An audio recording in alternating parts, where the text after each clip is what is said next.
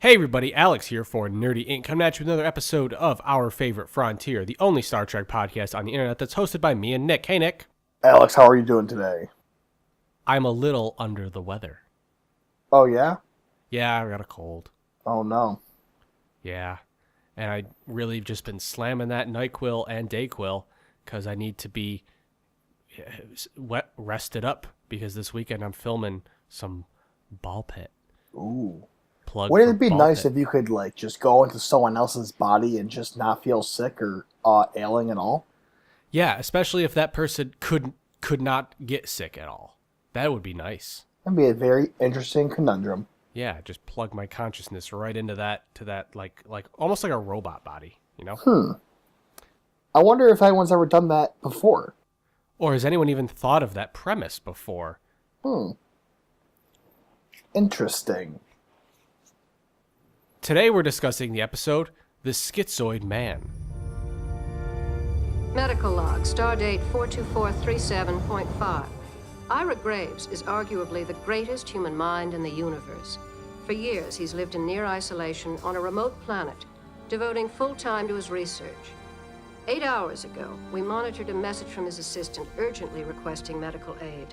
I only hope we can reach him in time. Nick, what did you think of The Schizoid Man?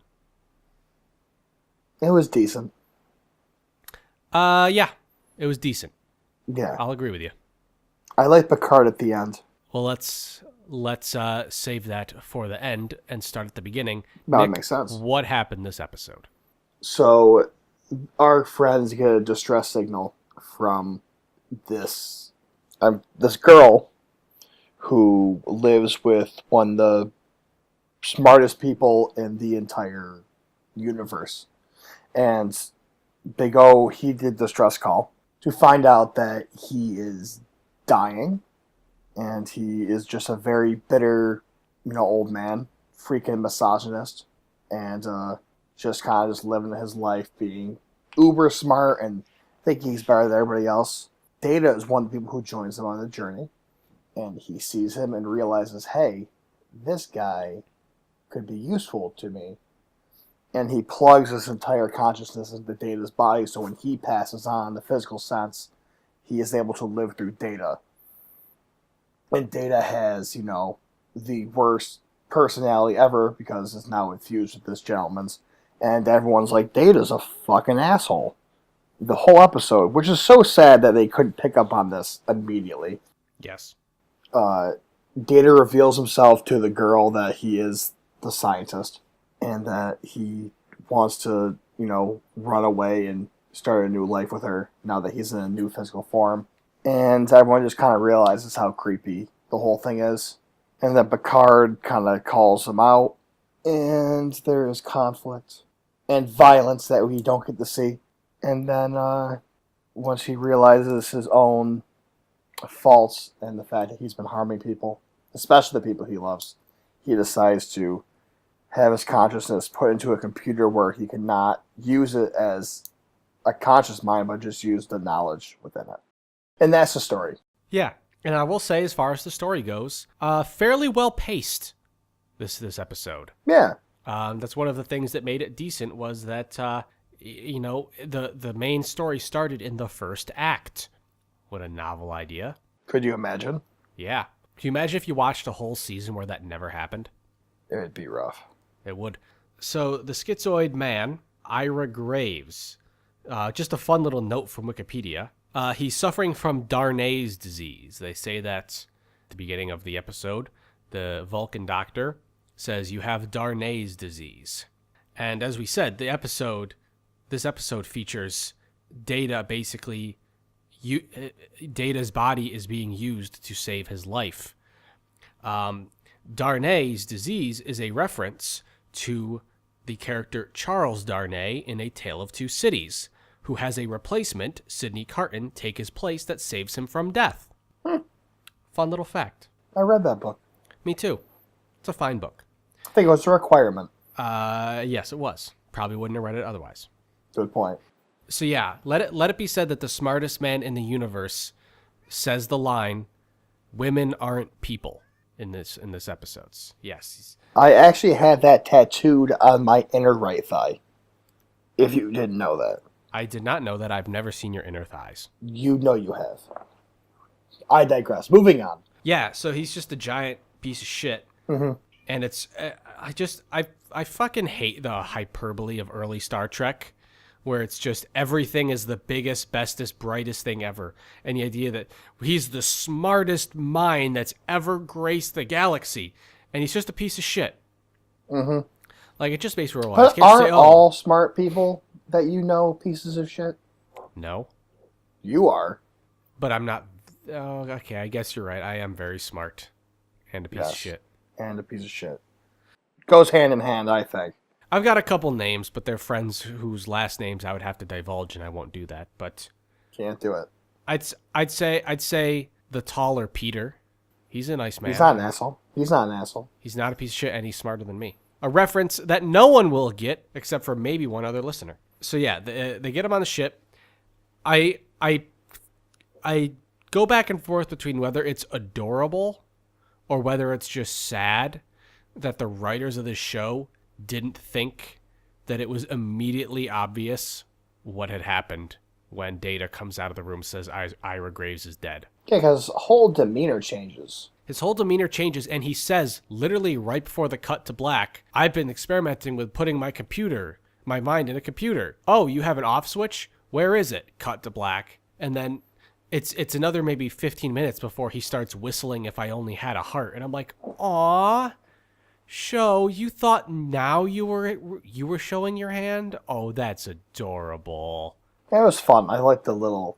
They're like, oh, we're along for the ride. We know what's going to happen. Yeah, that's why it's a little less sad and more just adorable. Like, that's cute. He was whistling the same song as before, and it's not like a groaner like like an early episode. Mm-hmm. I really liked and was disappointed by the first couple minutes where Data has a beard, and then we don't get to see beard Data anymore. I'm trying to figure out why that was even relevant to the episode. If I had to take a guess, I assume it's showing Data's sort of cute/harmless curiosity with humanity. And, he's almost like a cat, like playing around with the box. He's like, I got a beard. Beards are things. What does beard do for me? And then it's just to show how goofy and affable he is, before you immediately then counter the horrible, sexist piece of shit Data later in the episode. It's just to anchor him in the first couple minutes. Well, they could have done something different. They could have, especially because I'm watching this as someone who's seen later Star Trek, and I know there is a point in Star Trek where Riker goes, I like beards. Beards are a noble and proud tradition. And I was like, oh, this is the episode we get to finally hear that. And then he didn't say it. And I was like, aw. I wanted that line. Yeah, that was a waste of everyone's time. The whole beard thing. It got my hopes up for a beard, and I never got one. Yeah, it was. Initially, it was. I think it was just a brief little anchor thing, just to, in case someone was watching and never saw it, that they just sort of, this just remind everyone how goofy Data can be. Didn't really add much. Didn't really do much either. But it was, I was not offended by it. I thought it was adorable. We have a Vulcan doctor on the ship. They do. I hate her, but go ahead. Did we ever... Is this the first time she's shown up? Or did I just miss it? I believe this is the first time she's shown up. Okay. And Better than that racist. What? Better than that dumb racist. That's true. Way better than the racist. Could you imagine if she was down there? And he was being all misogynistic, and she'd be like, yeah, at least she's not a robot, am I right? Because she's a racist. Yo, she would have agreed with Ira Graves. I know. She would have been like, yeah, you're right. Data is just a machine. You can live here all you want. She would have taken it aside. She's a piece of shit, too. She's a racist piece of shit. I hate her. Just one thing back to the Vulcan doctor. Like I said, I hate the Vulcan doctor. Because I really, really hate that. I hate that sort of Leonard Nimoy sort of. It devolved into this idea where all the Vulcans need to look like Leonard Nimoy, and I don't really understand why. Why did this Vulcan have to have the exact same hair as Spock? And that may seem like a really small complaint, but it sets a precedent that you're going to see through all of Star Trek, every single series, that all Vulcans have the same bowl cut, and it just pisses me off. Well, wouldn't that just mean that that's what they have? But they didn't have that before. If you remember, Kirstie Alley's Vulcan did not have a bowl cut in Star Trek II: The Wrath of Khan. She had like a longer hair, and she just She had she had her hair. Yeah, and it's just the idea that like it's just weird to me that like someone says, "What are Vulcans?" And rather than really digging into the characters and like, oh, what are their personality traits like, and how do we portray them? It's just, oh, well, they got to have short black hair. It seems it just always was a pet peeve of mine, and still is a pet peeve of mine. Continuing all the way through to Paul in Star Trek Enterprise, which I'm currently rewatching, and I hate. So you're upset at the Doctor because of her hair? I'm upset that it seemed like this Vulcan character was just a cut and paste image of Spock, just with a different gender, and yeah. And so to me, like if you look at the variety of humans on planet Earth, there's lots of different people on planet Earth, and the idea that you're boiling down Vulcans to this one singular haircut, hair color, you're just boiling down to its most basic element of, oh, they got bowl cuts and this is their hair and they talk flat. It's just it seems lazy to me. Now I understand that she was not the focus of the episode by any means, but just a little pet peeve of mine that I wanted to point out, as we do so often on this podcast. We point out the important details. Yes. One of the things that bothered me also was at the end of the episode when Data is talking to, right after he knocks out Picard on the ledge. Mm-hmm. The camera cuts away before he can do a Buster Bluth style "I'm a monster." I think that was a real missed opportunity. The whole show is a missed opportunity. So far, yeah. Now that we're on the topic of the final confrontation, though, between Data and Picard, which I so graciously transitioned us to, what was the point you were going to make about that scene? I just liked that Picard was, actually acting like a leader and being like, hey, you kind of got to get out of there. Like, life is not to be kept forever. Life is to be, cherished while had, but when it's gone, and you need to, get out of there. And I just thought it was kind of just like a nice speech. I kind of liked it. It's kind of like what I envisioned the Picard that you tell me about is supposed to be. And he's finally coming together in that. He finally is, because I was going to say that's a classic Picard speech right there, and he gives lots of speeches like that in later shows. And so it was nice to see Picard just sort of finally get to be, oh, here he is, dramatic speak, and just talking his way out of a situation rather than punching his way out. Having him make a point in his eloquent Picard way, and having the other person realize, though not immediately, realize that he was right. Mm-hmm. It's delightful. Picard's great. Yeah, I personally, if I was the scientist, I would have played it a little more cool. Let's talk about another scene that, definitely shows that he doesn't play it cool. The funeral.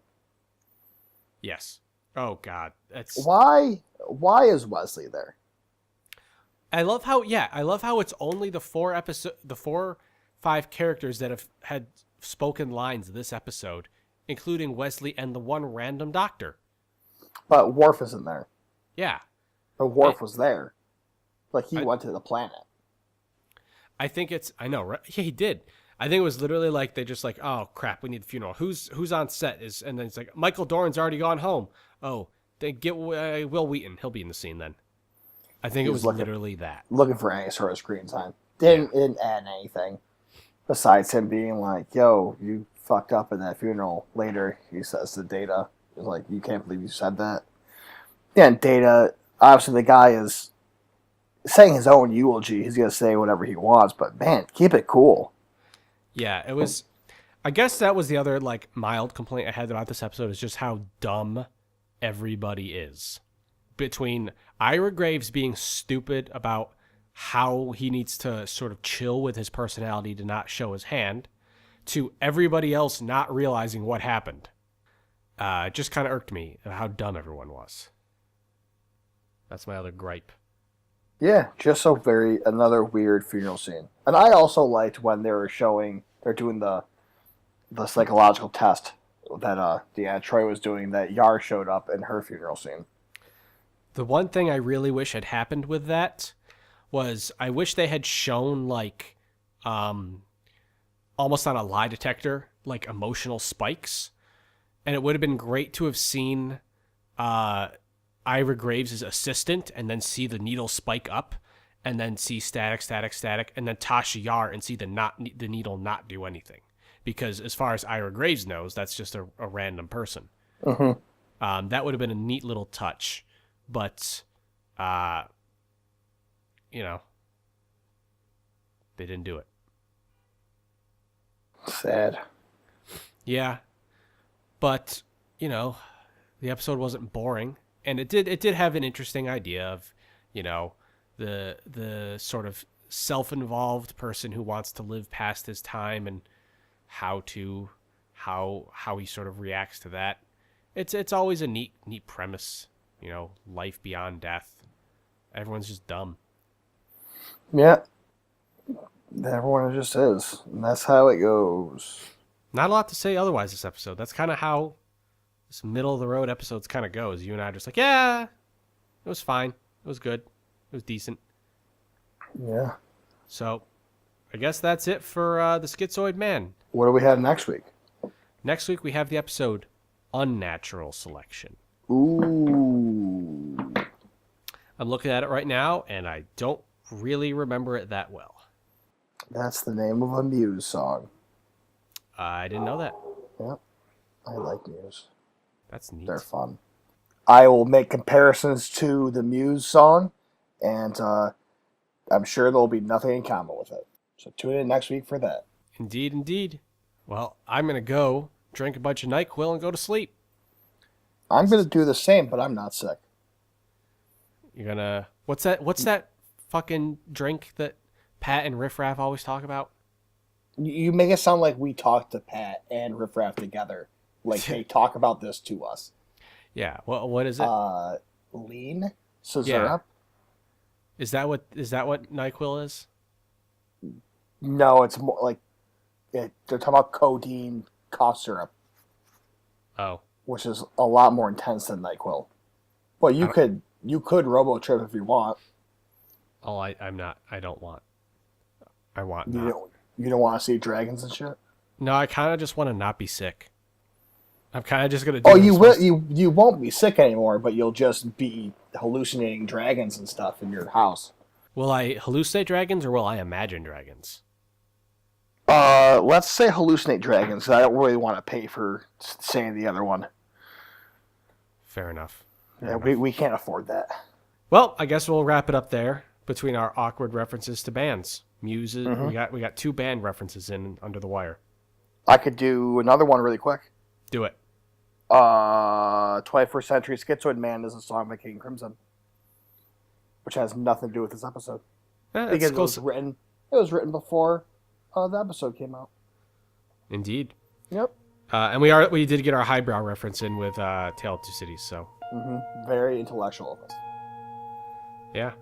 All right. Well, anyway, thanks for listening, you guys. And join us next week when we talk about Unnatural Selection. Bye-bye. Our Favorite Frontier is hosted by Alex Russo and Nick Caladona, edited by Alex Russo, and produced by Nerdy Inc. Be sure to follow us on YouTube to catch all of our videos, as well as like us on Facebook, Twitter, and whatever other social media we have.